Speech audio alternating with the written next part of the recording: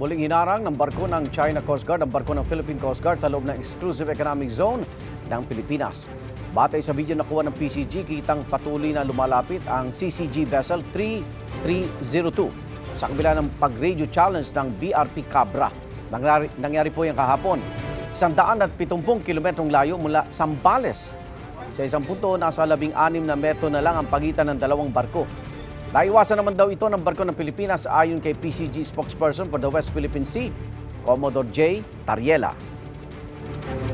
We should prevent China from normalizing itong illegal patrols nila, and we have to expose to the international community that it is the Chinese Coast Guard who is violating the international law every time they claim that they are conducting maritime law enforcement inside our own exclusive economic zone. Kahapon din na-monitor ng maritime security expert na si Ray Powell na dumikit ang isa pang barko ng China Coast Guard sa BRP Datu Bangkao ng Bureau of Fisheries and Aquatic Resources sa West Philippine Sea.